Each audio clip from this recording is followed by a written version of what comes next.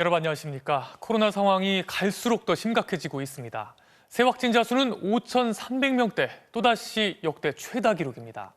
여기에다 사망자 수와 위중증 환자 수까지 모두 최다를 기록했습니다. 가장 걱정되는 건 전국의 중환자 병상 가동률이 처음으로 80%를 넘어섰다는 겁니다. 수도권 병상은 사실상 포화 상태에 이르러 위기감이 커지고 있습니다. 먼저 구민지 기자의 보도입니다. 오늘 0시 기준 코로나19 신규 확진자는 5,352명으로 역대 최고치를 경신했습니다. 코로나19 사망자는 처음으로 70명대를 기록했고 병원에 입원 중인 위중증 환자 역시 사흘 연속 700명대 증가세를 나타내다 오늘은 752명까지 늘면서 코로나 사태 이후 가장 많은 수치를 기록했습니다. 위중증 환자 가운데 80% 이상은 백신 접종이 비교적 일찍부터 이뤄진 고령층입니다. 중증 환자와 사망자의 발생 양상을 보면 60세 이상 고령층 중 4개월 정도가 경과되어서 면역력이 떨어지는 집단인 한 절반 정도. 위중증 환자가 꾸준히 늘면서 병상 확보에도 비상이 걸렸습니다. 전국 중환자 병상 가동률은 처음으로 80%를 넘었고 수도권은 서울 89.7%, 경기 87.1% 등 전체 90% 가까이를 기록하며 사실상 포화 상태입니다. 병상을 배정받지 못해 하루 이상 대기하고 있는 환자도 약 900명에 달하는데 이 중 37%는 나흘 넘게 병상을 기다리고 있습니다. 비수도권도 사정은 마찬가지입니다. 대전과 충북 등은 남아있는 병상이 한 자릿수에 그쳤고 세종은 병상이 아예 없습니다. 정부가 다음 달 13일까지 수도권에서 감염병 전문 병원 한 곳을 공개 모집한다고 발표했지만 당장 위중증 환자를 수용할 곳을 마련하는 데 어려움을 겪고 있습니다. 전담병원을 지정하거나 이런 부분들은 시간이 상당히 걸려서 유행 규모를 줄이는 게 제일 급하거든요, 지금 상황에서는.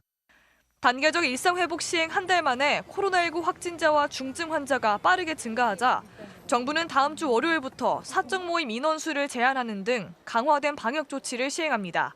MBC 뉴스 구민지입니다. 목사 부부를 시작으로 국내에서도 번지고 있는 오미크론 변이 바이러스 감염자는 3명이 늘어 이제 9명이 됐습니다. 확진자들이 참석한 교회를 중심으로 감염 의심 사례가 계속 나오면서 추가 관리 대상자가 1,000명을 넘어섰는데요.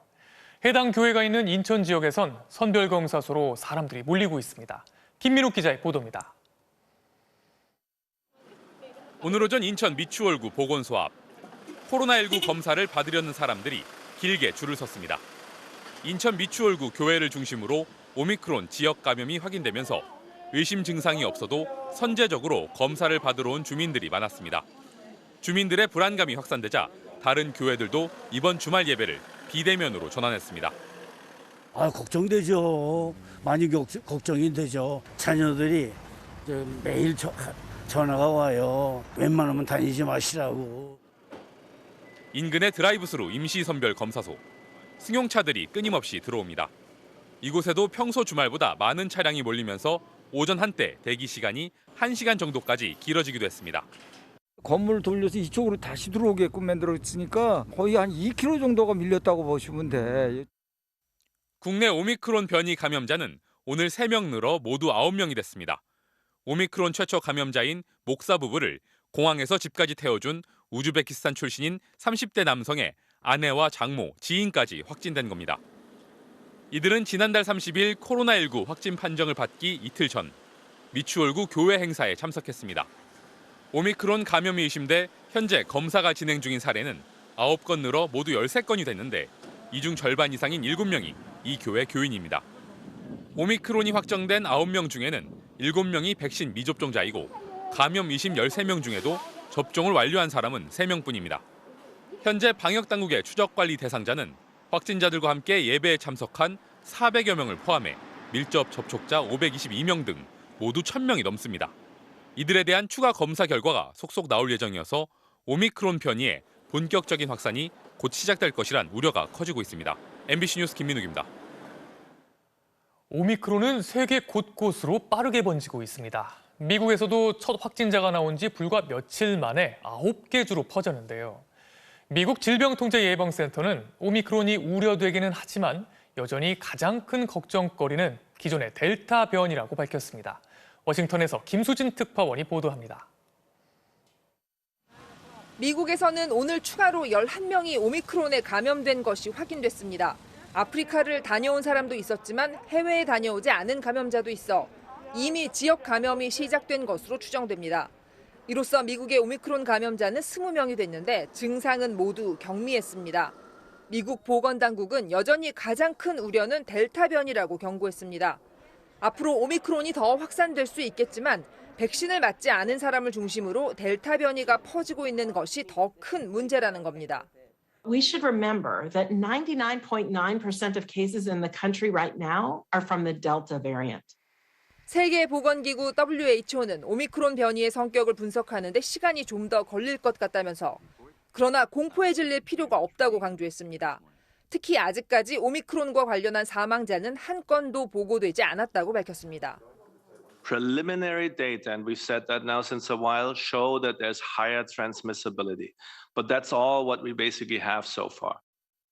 WHO도 여전히 전 세계의 우세종은 델타 변이라며 백신 접종에 집중해야 한다고 강조했습니다. 아프리카의 백신 접종률이 6%에 불과한 만큼 백신 불평등을 해소하는 것이 중요하다는 겁니다. 백신 불평등 논란이 계속되는 상황에서 변이 바이러스까지 등장했습니다. 미국 정부는 아프리카에 백신 900만 회분을 추가로 기부하겠다고 밝혔습니다. 워싱턴에서 MBC 뉴스 김수진입니다. 모레부터는 국내 방역이 다시 강화됩니다. 모임 인원이 다시 제한되고 카페나 식당 등에서 백신 접종 또는 음성 확인이 더 까다로워지는데요. 단계적 일상화가 시작되면서 이제 좀 숨통이 트이나 했던 자영업자들은 다시 근심이 깊어지고 있습니다. 홍희표 기자가 취재했습니다. 어젯밤 서울 홍대 거리. 늦은 시간이지만 335 밤거리를 오가는 사람들로 가득하고 음식점엔 빈자리를 찾기 쉽지 않습니다. 점차 일상을 찾아가는가 했지만 당장 이틀 뒤부터 특별 방역 대책이 적용됩니다. 모임 인원 제한도 줄어들고 백신 접종자에 한해서만 이용이 가능한 시설이 더 늘어나게 됩니다. 이제 다 같이 모여서 놀 수 있는 줄 알았는데 이제 다시 또 제한이 걸리다 보니까 너무 아쉬운 것 같아요. 한층 심해진 코로나 상황을 고려하면 감수해야 한다는 목소리도 나옵니다. 변이 바이러스 때문에 어쩔 수 없이 다시 강화되는 거는 맞다고 생각합니다. 일상 회복 바람을 타고 숨을 돌리나 했던 자영업자들은 걱정이 앞섭니다. 그나마 영업시간 제한 조치는 이루어지지 않아 다행이란 의견도 있습니다. 시간 제한까지 하면 또 옛날로 돌아가기 때문에 또 어려워질 텐데 그래도 시간이라도 단축 안 해줘서 다행이에요. 저희 입장에서는. 예. 하지만 방역 패스 적용이 영업에 지장을 줄 거란 주장도 만만치 않습니다. 백신 맞아야지 이제 카페를 이용할 수 있는 거잖아요. 어떻게 보면은 타격이 있지 않을까 싶습니다. 새롭게 방역 패스가 도입되는 일부 업종엔 당혹스런 분위기도 감지됩니다. 스터디 카페의 경우 대부분 따로 직원을 두지 않고 무인으로 운영되는데 접종 여부를 확인한 뒤 들어오게 하는 게 현실적으로 쉽지 않을 거란 겁니다. 스터디 카페가 거의 다 무인 스터디 카페예요. 매장에 있는 분이 없어요. 백신 패스 확인을 어떻게 하라는 거를 좀 제시를 해주셨으면 하는 마음입니다. 방역 당국은 현재 상황을 감안했을 때 방역 강화 조치가 불가피하다고 판단했다며 부스터샷을 비롯한 백신 접종과 함께 연말 모임 자제 등을 요청했습니다. MBC 뉴스 홍희표입니다. 오미크론 확산을 막기 위해 다시 입국자 자가격리도 시작이 됐는데요. 여행업계가 정말 긴 터널을 지나 이제야 숨통이 트이나 했는데 또 큰 타격을 입게 됐습니다. 특히 여행업계는 그동안 손실 보상에서도 제외돼 왔는데요. 뒤늦게 금융지원 대책 대상에 포함이 됐지만 역부족입니다. 김세로 기자입니다. 인천국제공항 출국장이 다시 한산해졌습니다. 오늘 오전 괌으로 떠난 한 항공편에는 당초 예약 인원의 4분의 3만 탑승했습니다. 단계적 일상회복 조치 이후 잠깐 고개를 드는가 싶던 여객 수요가 급격히 움츠러들고 있습니다. 10일 동안 자가격리를 해야 되기 때문에 일정 조정이 어려우셔가지고 자발적으로 취소를 많이 하셨어요. 오미크론 변이의 국내 확산을 차단하기 위해 어제 0시 이후 국내 입국자들은 모두 열흘 동안 자가격리를 해야 합니다. 방역 조치 강화 이전에 백신을 맞고 출국했던 사람들도 예외를 두지 않습니다. 12월 3일 새벽에 도착하는 비행기였거든요. 일단 드는 순간 바로 영영시부터라고 하니까 어디 있지 어떡하지 뭐 재택근무를 하게 전환되는 건가? 왜냐면 입국자에 대한 방역 강화는 일단 오는 16일까지 시한을 둔 임시 조치지만 연장될 가능성도 있습니다. 방역 완화 이후 항공편을 늘리던 항공업체들은 계획을 보류했고 기업들은 예정했던 해외 출장을 미루는 등 조심스러운 분위기입니다. 가장 불안한 건 중소여행사입니다.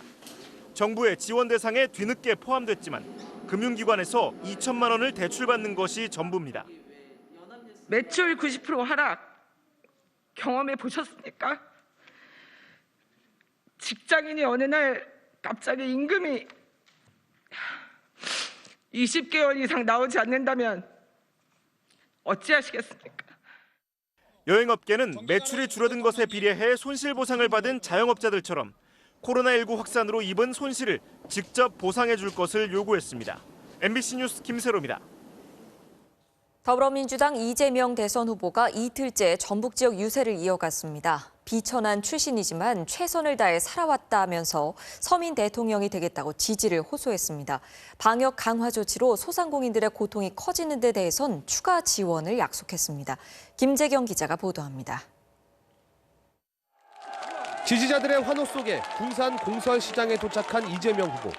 시장을 한 바퀴 돌며 지역 화폐로 고구마 등을 구입한 이 후보는 시장 앞 광장에서 거리 연설을 이어갔습니다. 이번엔 자신의 가족사를 꺼냈습니다. 화전민 출신의 부모 밑에서 가난하게 자랐지만 부정부패 없이 공직자로서 최선을 다했다면서 어렵게 살아온 이들의 마음을 누구보다 잘 이해하는 서민 대통령이 되겠다고 다짐했습니다. 누가 흉보더군요. 그 집안이 엉망이라고.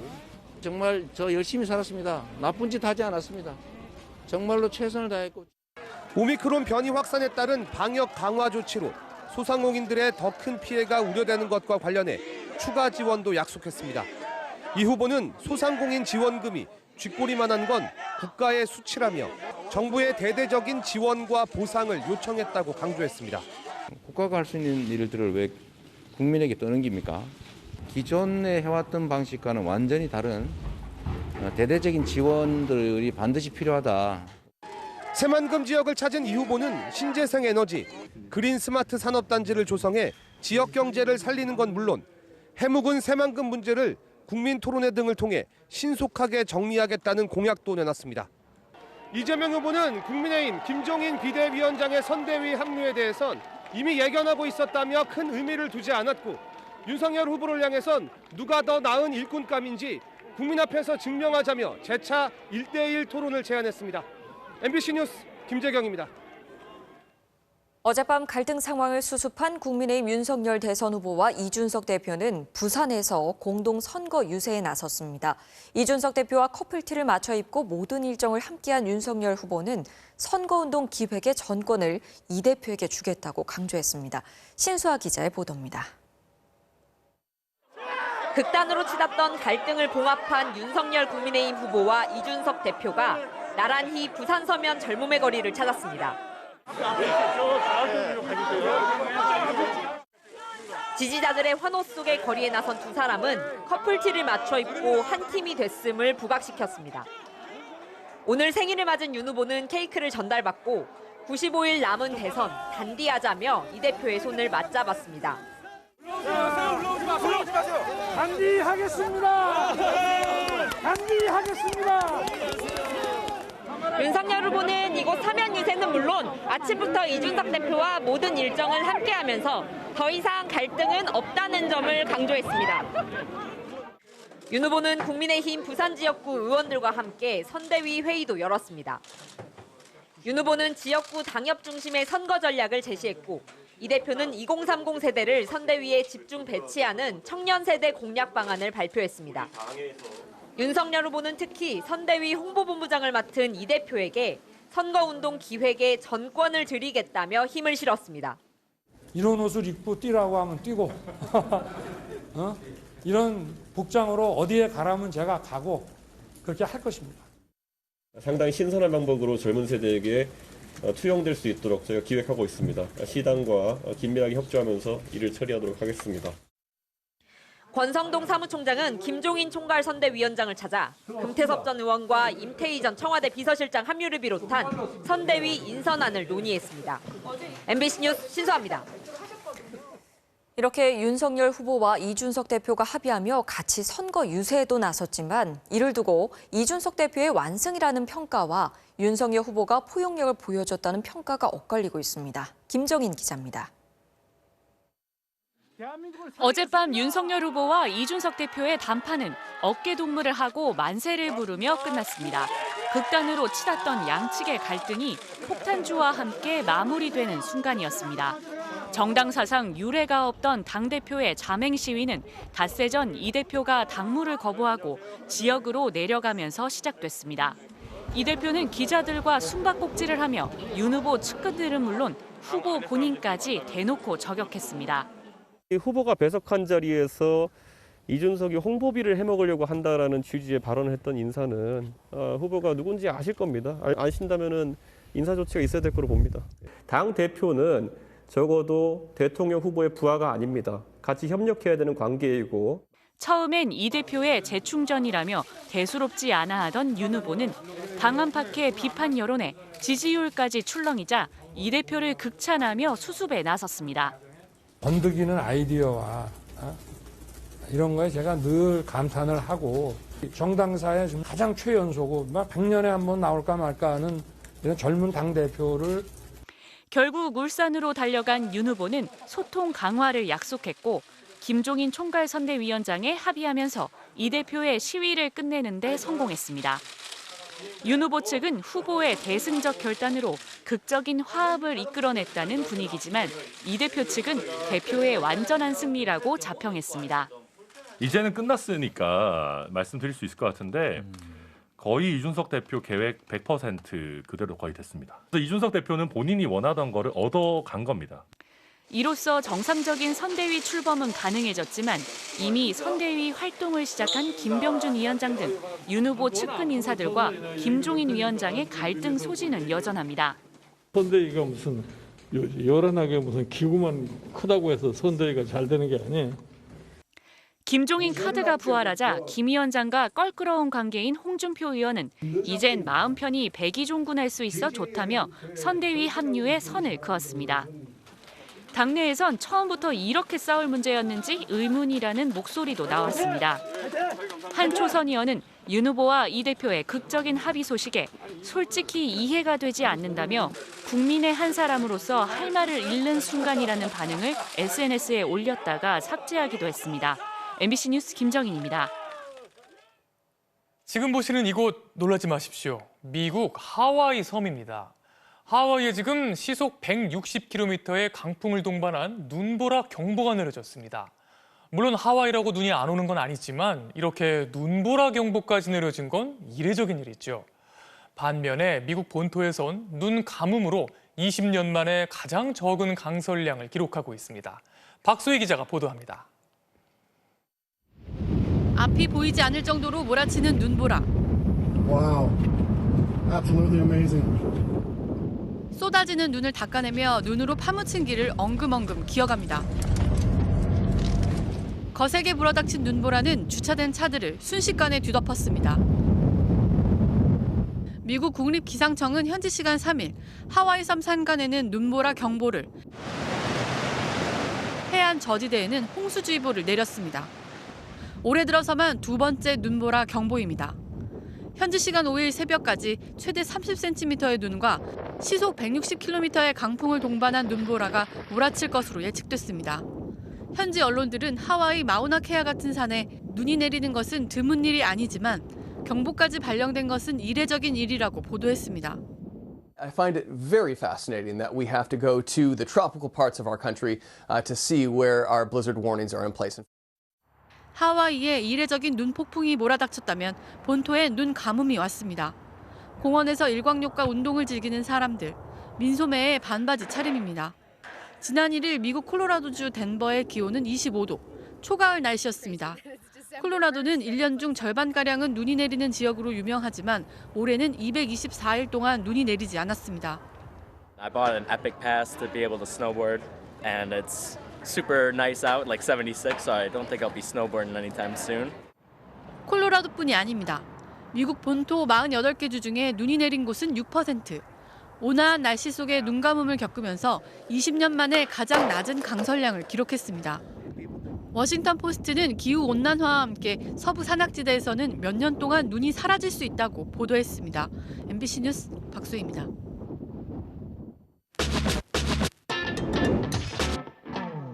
조명 뒤의 사람들을 조명하는 앵커로그. 오늘은 조명 뒤의 동물들을 조명하러 왔습니다.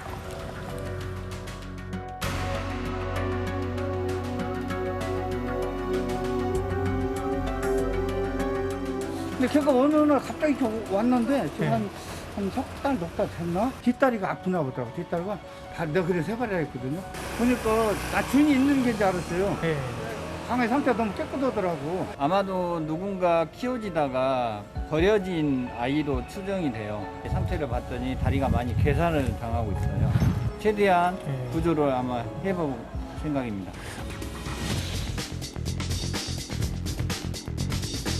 사람들 사라져. 사라져봐.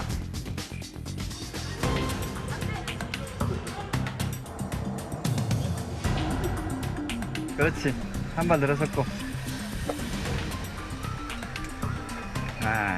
그래도 안 들어가네. 그렇지. 안 들어가네. 들어갔네요. 들어갔네요. 예, 조금만. 나와버리네. 계속 들락날락거리네요. 네, 겁이 나는 거죠.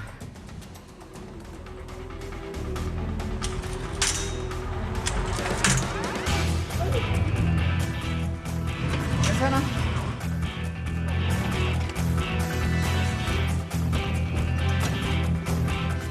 고생했다. 해봐라. 집에 가고 다시 오자. 와, 도착했다. 잘 있었어? 다리가 많이 그냥 잘려 나갔네. 그러니까 이제 어디에 그냥 차 같은 게 밀린 것 같아. 그 잡히느라고 너무 그렇죠. 그냥 좀 흥분하고 스트레스 많이 받았으니까 약을 좀 먹이고.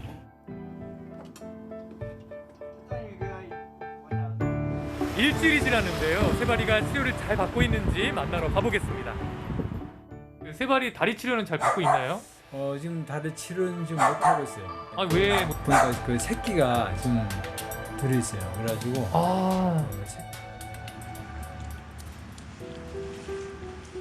새끼가 나중에 기형아가 되거나 뭐 이렇게 또 죽을 수도 있기 때문에 치료를 나중에 더 해도 되죠. 안녕. 잘 지내고 있어? 훨씬 좀 이렇게 안정이 된 것 같아요. 또 이런 경우가 종종 있나요? 그래도 한 몇 달 됐어요. 한 4달 정도? 교통사고 난 것 같아요. 교통사고가 많군요. 굉장히 많죠. 아무래도 유기견들이 더 많이 당할 확률이 크죠. 왜냐하면 도로라든가 혹은 야생에서 생활하는 이런 것들이 익숙치 못하기 때문에.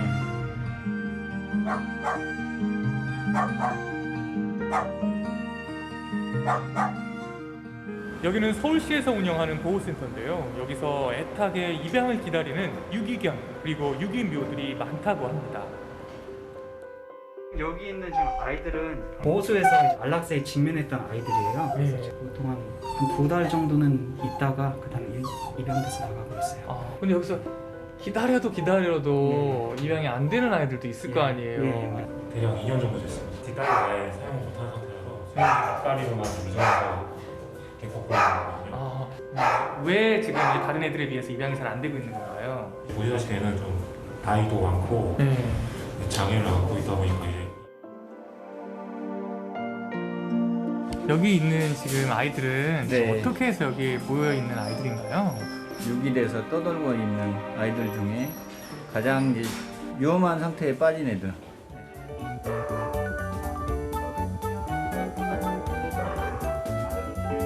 이렇게 사람을 좋아하는데 참 버려졌을 때 얼마나 슬펐을까.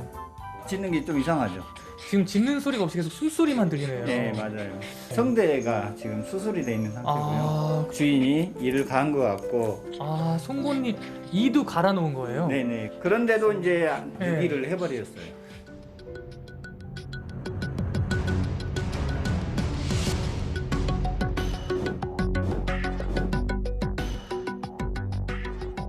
코로나 시기에 집에 머무는 시간이 많으니까 반려동물이 키워지는 사람이 많았다.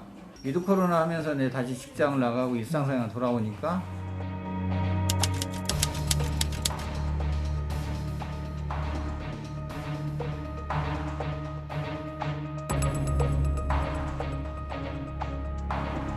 저희가 이제 발견 즉시 신고를 했고 지금 검찰 송치되어 있는 상황입니다. 몸에서는 동물 등록 치핑도 발견이 되기도 했어요. 칩이 있는데도 버렸다는 거는 아예 그냥 대놓고 한 거잖아요. 그런 행위들이 이렇게까지 갈 것이다라는 부분을 예측하지 못할 수도 있고요.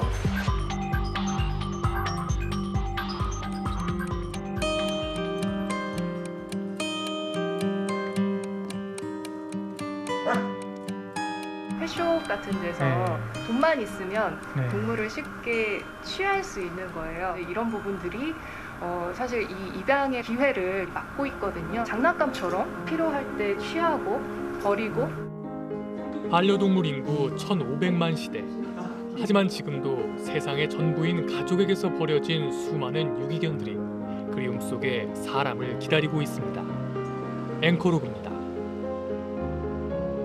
코로나19로 요양병원의 면회가 금지되면서 보호자인 자식들이 입원한 부모를 자주 만날 수 없는 상황이 지속되고 있죠. 그런데 여수의 한 요양병원에서 고령의 환자를 방치하고 있다는 의혹이 제기됐습니다. 다른 요양병원에서도 의혹이 잇따르고 있는데요. 지금도 방치된 환자가 없는지 확인과 대책이 필요해 보입니다. 조희원 기자가 취재했습니다. 지난달 19일 전남 여수의 한 장례식장. 81살 노모의 장례를 치르던 김대정 씨는 다시 한번 가슴을 쳤습니다. 어머니의 몸에 욕창이 있다는 사실을 전해 들었기 때문입니다. 위험하신 분이 욕창이 너무 심해서 자기들이 거기까지 돼가지고 깨끗하게 해가지고 예언을 했다 그러더라고요. 지난 5월 뇌경색 수술을 받은 노모를 여수의 한 요양병원에 입원시켰는데 코로나19 때문에 6달 가까이 대면 면회를 못하는 사이 욕창이 생긴 것으로 의심됩니다. 왜 근데 전달을 안 했어요? 말을 못 하더라고요. 아버지도 이 병원에 입원시켰는데 장례를 치른 뒤 살펴보니 아버지의 몸에도 정체를 알 수 없는 발진이 생겨 있었고 몸은 바싹 말라 있었습니다. 김 씨 가족들은 요양병원이 환자 관리에 소홀했던 탓이라고 주장합니다. 혼자 이러세요? 그러니까 아이고 여기 혼자면 좋게요. 옆동도 해요. 그러면 조금 불만스러운. 요양병원 측은 보호자들에게 환자 상태를 알리지 못한 잘못은 인정하지만 환자를 방임했다는 주장에 대해서는 동의할 수 없다고 해명했습니다. 코로나19로 요양병원 대면 면회가 금지된 이후 이 같은 의심 사례가 전국 각지에서 잇따르고 있습니다. 지난 5월에는 경북 안동의 한 요양병원이 80대 노인을 방치한 혐의로 경찰 수사를 받았고 최근 방임 학대 판정을 받았습니다. 9월에는 부산에서, 지난달에는 여수의 또 다른 요양병원에서 문제가 발생했습니다. 하지만 요양병원을 관리 감독하는 각 보건소는 권고만 할 수 있을 뿐 수사기관에 신고할 권한조차 없습니다. 노인보호 전문기관은 보호자가 확인할 수 없는 상황에서 입원 환자들의 인권보호를 위한 대책이 시급히 필요하다고 지적했습니다. MBC 뉴스 조희원입니다.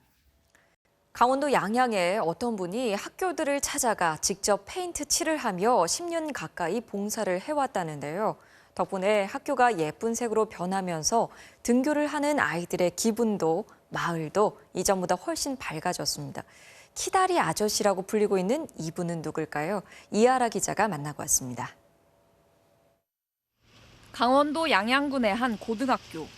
밋밋한 베이지색 외벽 위에 산뜻한 보랏빛이 입혀지고 있습니다. 크레인을 타고 올라가 페인트 칠을 하고 있는 사람은 이 학교 졸업생이자 도색업체를 운영하고 있는 김재식 씨. 요즘 아이들 환경은 또 남달라야 된다 생각하니까 이제 각별히 신경을 써서 이렇게 전체 도색을. 김 씨가 개인 돈을 들여 직접 도색 봉사를 하고 있는 겁니다. 한계령을 향해 오르다 만날 수 있는 양양군 상평초등학교 오색분교.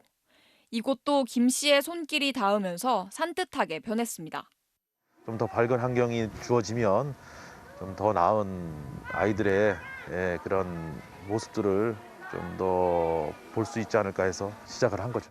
전교생이 3명뿐이었던 작은 학교는 전학생들까지 오면서 폐교 위기에서 벗어났고 마을에도 활기가 돌게 됐습니다. 폐교 같다는 생각이 조금 들었거든요. 근데 이렇게 벽 칠하고 저쪽에도 좀 칠한 게 있는데 그래가지고 좀 더 활기차게 다닐 수 있게 된 것 같아요. 9년 동안 무려 80개 학교에 새 옷을 입혀주면서 김 씨는 양양에서 키다리 아저씨로 불립니다. 2년 전 대형 산불로 집을 잃은 한 아이가 복도에 그려준 그림을 안고 기뻐하던 순간을 잊지 못한다는 김 씨는 앞으로도 봉사를 이어갈 계획입니다. 좀 위로가 될까 해서 그렇게 아이들이 좋아하는 그런 스마일 캐릭터라든가 색상들을 입혀줬는데 그걸 보고 그렇게 너무 좋아하니까 참 가슴이 많이 뭉클했죠. MBC 뉴스 이하라입니다.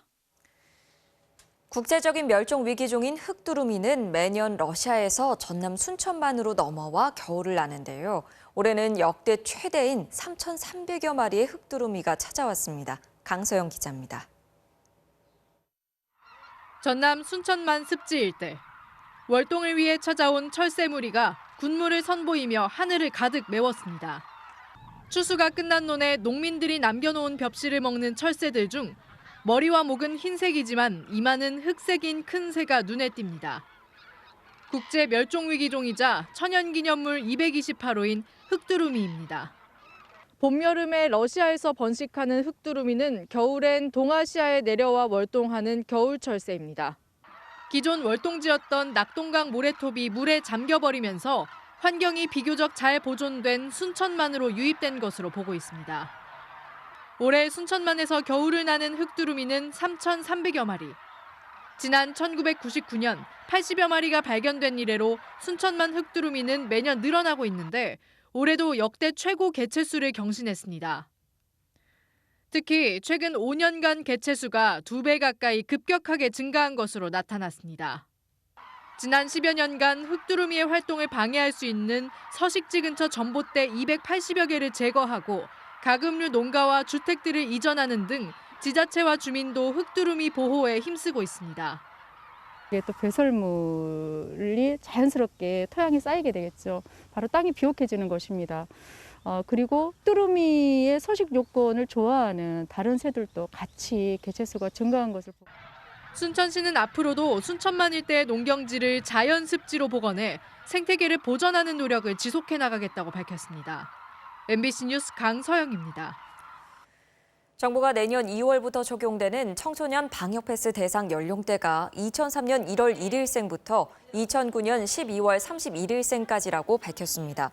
이에 따라 적용 대상자는 내년에 중학교 1학년이 되는 2009년생부터입니다. 방역당국은 2010년생은 내년부터 백신 접종이 가능하지만 2월 전까지 접종을 마치는 것이 어려워 방역 패스 대상에선 제외했다고 설명했습니다.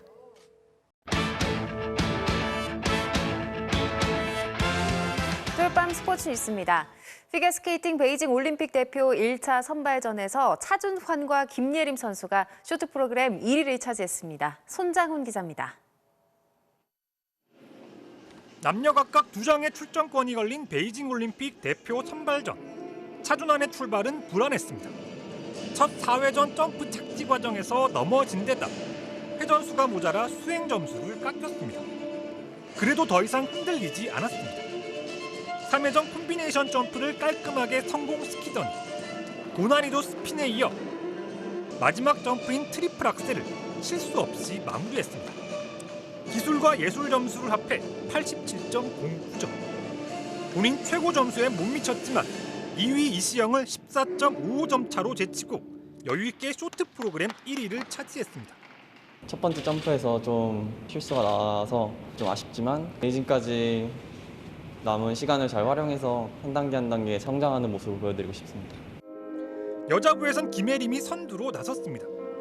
안정적인 연기로 72.14점을 받아 2위 유영에 1.11점 앞섰습니다. 그랑프리 시리즈에서 동메달 2개를 목에 걸면서 기대를 모았던 유영은 자신의 종목인 트리플 악셀을 실패하면서 2위로 밀려났습니다. 스켈레톤의 윤성민은 3차 월드컵에서 역대 최악의 성적을 거뒀습니다. 1차 시기에서 벽에 2차례 정도 부딪히면서 출전 선수 28명 중 26위에 그쳤습니다. 답답한 표정으로 레이스를 마친 윤성빈은 월드컵 출전 이후 처음으로 22권 밖으로 밀려나며 2차 시기에도 나가지 못했습니다. MBC 뉴스 손장훈입니다. 피겨 여왕 김연아 선수가 오늘은 어린 유망주들의 일일 선생님으로 나섰습니다. 피겨 꿈나무들을 육성하는 플레이윈터 아카데미. 선생님은 피겨 여왕 김연아입니다. 오늘 수업은 죽음의 무도 안무인데요. 현역 시절 김연아의 대표 프로그램으로 유명했죠. 동작 하나하나에 눈빛과 표정까지 꼼꼼하게 가르칩니다. 그리고 선수들 한 명 한 명 사인까지 해주는데요. 연아 선생님과의 하루를 잊을 수 없을 것 같죠? 김연아 언니를 보니까 정말 꿈만 같았고 잊지 못할 순간이 될 것 같고 이 안무도 평생 기억할 것 같습니다. 재미로 따라하기 정도를 해봤는데 또 잘 따라해주고 재밌어 해줘서 너무 즐거운 시간이었던 것 같고 앞으로 피겨 선수로서 활동하는 데 있어서 좀 큰 도움이 되는 어떤 경험이 됐으면 좋겠어요. 김연아는 한 차례 더 일일 선생님으로 나설 예정입니다. K리그에서 강원 최용수 감독이 시즌 마지막 경기에서 부임 후 첫 승을 거뒀습니다. 이미 K리그1 11위로 결정돼 승강 플레이오프를 앞두고 있는 강원은 성남과의 시즌 최종전에서 김대원의 선제골과 페널티킥 추가골로 2대1 승리를 거두고 최용수 감독에게 첫 승을 선사했습니다. 서울은 팔로셰비치의 동점골과 조영욱의 역전 결승골로 포항을 물리치고 7위로 시즌을 마무리했고 강등이 확정된 광주의 엄원상은 인천과의 경기에서 선제골을 터뜨린 뒤 홈팬들에게 미안한 마음을 전했습니다. 템파베이 최지만 선수가 오늘은 투수로 변신했는데요. 투구 실력은 어땠을까요? 톱플레이에서 확인하시죠. 희망 더하기 자선 경기에 출전한 최지만 선수. 투구 폼은 괜찮은데요. 그런데 바로 안타를 맞는군요. 유격수로 나온 삼성 원태인 선수도 도와주질 않습니다. 타격왕 이정우 선수에게 큼지막한 안타를 내주고는 씩 웃는데요. 그런데 타구에 맞기까지 합니다. 결국 1이닝 3실점. 역시 쉽지 않죠. 자선 경기를 빛낸 또 한 명의 주인공 원태인 선수입니다. 오징어 게임 복장을 하고 타석에 들어서는데요. 앞이 보이나요? 결국 삼진으로 물러납니다. 보이는데 공이 안 맞아. 저복장을 하고 수비까지 나섰는데요. 뜬 공을 잡나요? 마스크까지 벗었는데 잡지를 못하는군요. 우승 제대로 줍니다. 원태인 선수 이후엔 좌타석에서 홈런까지 터뜨렸는데요. 오늘 보여줄 거 다 보여줬습니다. 마지막은 NBA입니다. 넘어졌다가 벌떡 일어선 앤더슨. 그대로 덩크슛. 와, 림을 박살낼 듯한 무시무시한 덩크였습니다. 동료들이 놀랄만하죠? 지금까지 톱플레이였습니다. 배드민턴 여자 단식의 안세영 선수가 올해 왕중왕전인 월드투어 파이널 결승에 올랐습니다. 토요일 밤 스포츠 뉴스였습니다.